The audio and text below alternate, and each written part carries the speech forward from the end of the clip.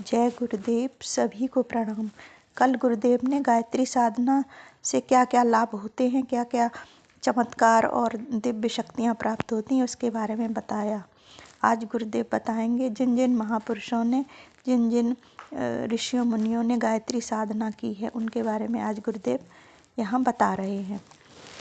आयुर्वेद के सुप्रसिद्ध ग्रंथ माधव निदान के प्रणेता श्री माधवाचार्य ने आरंभ में 13 वर्षों तक वृंदावन में रहकर गायत्री अनुष्ठान किए। जब उन्हें कुछ भी सफलता न मिली तो वे निराश होकर काशी चले गए और एक अवधूत की सलाह से भैरव की तांत्रिक उपासना करने लगे।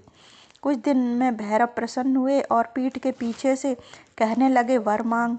माधवाचार्य जी ने उनसे कहा कि आप सामने आइए और दर्शन दीजिए। भैरव ने उत्तर दिया, मैं गायत्री उपासक के सामने नहीं आ सकता।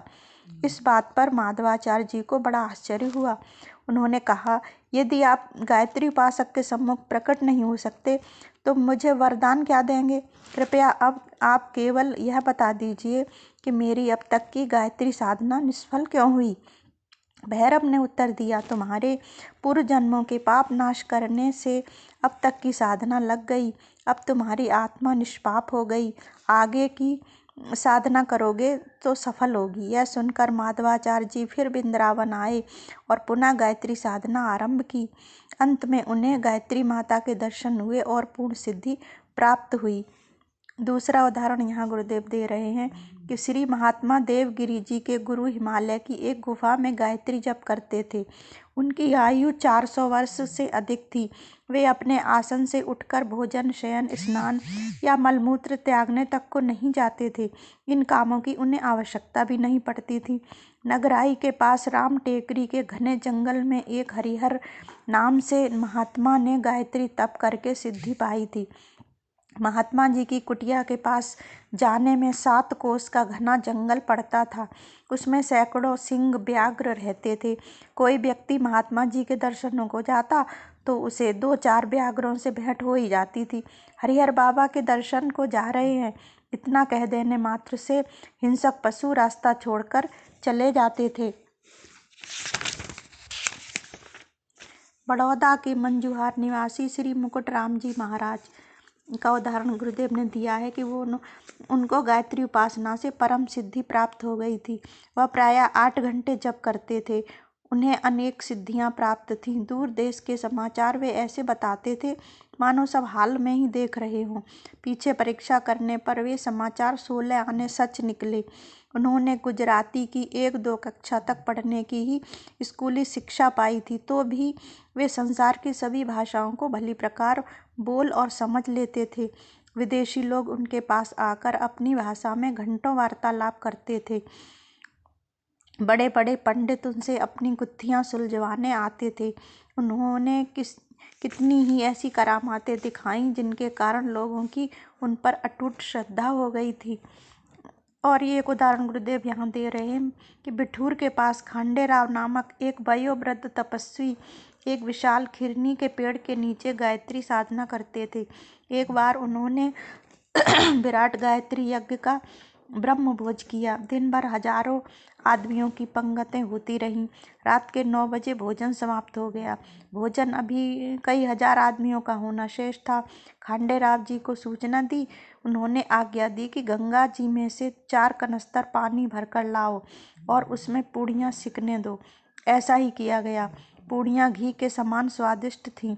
दूसरे दिन 4 कनस्तर घी मंगवाकर गंगा जी में डलवा दिया। गढ़वाल के एक महात्मा गोविंदानंद अत्यंत विषधर सांपों के काटे हुए रोगियों की प्राण रक्षा करने के लिए प्रसिद्ध थे। उनका कहना था कि मैं गायत्री जप से ही सब रोगियों को ठीक कर देता हूँ। अनेक सात्विक साधक केवल गायत्री मंत्र से अभिमंत्रित जल द्वारा बड़े बड़े रोगों को दूर कर देते हैं। दीनवा के स्वामी मनोहर दास जी ने गायत्री के कई पुनश्चरण किए हैं। उनका कहना है कि इस महासाधना से मुझे इतना अधिक लाभ हुआ है कि उसको प्रकट करने की इच्छा ही नहीं होती, जैसे कि लोभी को अपना धन प्रकट करने में संकोच होता है। आगे गुरुदेव बता रहे हैं कि वृंदावन के काठिया बाबा, उड़िया बाबा, प्रज्ञा चक्षु गंगेश्वर जी जी की गायत्री उपासना आरंभ करके अपनी साधना को आगे बढ़ाने में समर्थ हुए। नवाबगंज के पंडित बलभद्र जी ब्रह्मचारी, सहारनपुर जिले के श्री स्वामी देवदर्शन जी, बुलंदशहर उत्तर प्रदेश के परिव्राजक महात्मा योगानंद जी, ब्रह्मनिष्ठ श्री स्वामी ब्रह्मर्षि दास उदासीन, बिहार प्रांत के महात्मा अनासक्त जी, यज्ञ आचार्य पंडित जगन्नाथ शास्त्री, राजगढ़ के महात्मा हरि ओम तत्सत आदि कितने ही संत महात्माओं ने गायत्री उपासना में पूर्ण मनोयोग के साथ लगे हुए हैं। अनेक गृहस्थ भी तपस्वी जीवन व्यतीत करते हुए महान साधना में प्रवृत्त हैं। इस मार्ग पर चलते हुए उन्हें महत्वपूर्ण आध्यात्मिक सफलताएं प्राप्त हो रही हैं। और गुरुदेव यहाँ अपने बारे में बता रहे हैं कि हमने भी स्वयं अपने जीवन के आरंभ काल से ही गायत्री की उपासना की है और वह हमारा जीवन आधार भी बन गई। दोषों, विकारों, कषाय, कल्मशों, कुविचार और कुसंस्कारों को हटा देने में थोड़ी सी सफलता मिली। यह श्रेय इसी साधना को है। ब्राह्मण तत्व की, ब्राह्मी भावनाओं की, धर्मपरायणता की, सेवा साधना की, संयम तपश्चर्या की जो प्रवृत्तियां हैं वे माता की कृपा के कारण हैं। अनेक बार विपत्तियों से उन्होंने हमें बचाया है और अंधकार में मार्ग दिखाया है। आप बीती घटनाओं का वर्णन बहुत विस्तृत है, जिसके कारण हमारी श्रद्धा दिन दिन माता के चरणों में बढ़ती चली आई है। इन वर्णनों के लिए इन पंक्तियों में स्थान नहीं है।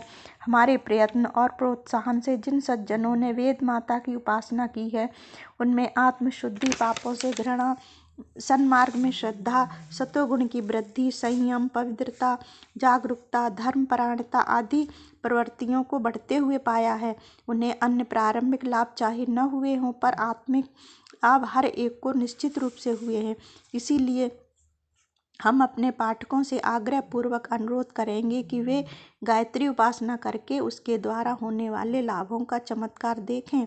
जो वेद माता की शरण करते हैं, अंतःकरण में सतोगुण, विवेक, सद्विचार और सत्कर्मों की ओर उनकी असाधारण प्रवृत्ति जागृत हो जाती है।